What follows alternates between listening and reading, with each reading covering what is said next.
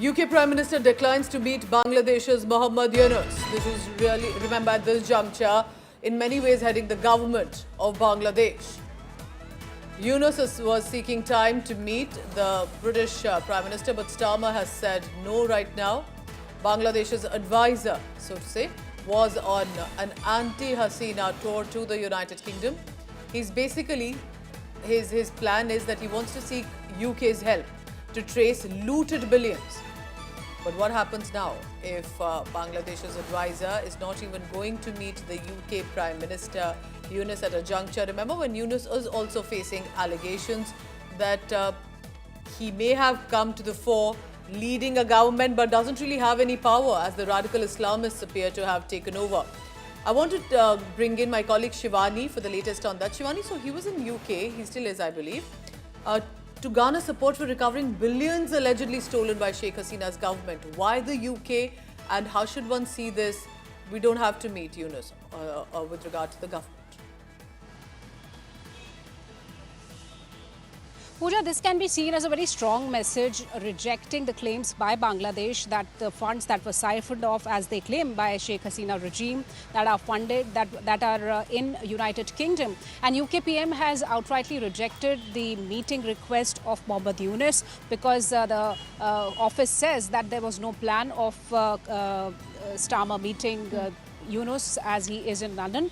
That doesn't only mean that the acknowledgement has not been made by the UK government of meeting Yunus, but also a rejection of the fact that the kind of support they have been looking for from United Kingdom has been rejected outrightly. There have been certain claims by Bangladesh regime that while Sheikh Hasina was in power, a lot of funds were diverted towards UK. But these claims have, it seems that these claims have been rejected now because the UK PM is not meeting Yunus and he's in no liability or in obligation to meet and take this kind of demand from Bangladesh, while Bangladesh Chief Advisor Mohammad Yunus says that it is the moral responsibility of UK PM to help Bangladesh in getting those funds back. So this is the kind of development that outrightly says that UK PM is not meeting Yunus. That means a strong message has been now delivered to Bangladesh from United Kingdom. All right, Shivani, also tell me this at this juncture. What do you think is in the political alliance or situation with regard to the Western nation like the UK and Bangladesh? We've seen protests, we've seen the kind of violence that has emerged.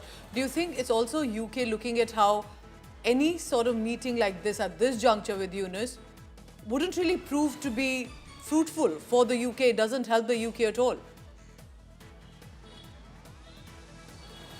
Certainly, Pooja, there were concerns that were raised not only by India, but the partners of India in the Western global front, be it United Kingdom also, when we saw a lot of atrocities happening inside Bangladesh after the political turmoil last year when Sheikh Hasina was ousted and she had to leave the country. The kind of political turmoil that goes on, or for that matter, the demand of an early election that has been long pending in Bangladesh. So United Kingdom, or for that matter, the other nations that align well with India, have not been seen supporting Bangladesh or the demands of Bangladesh's chief advisor Mohammad Yunus.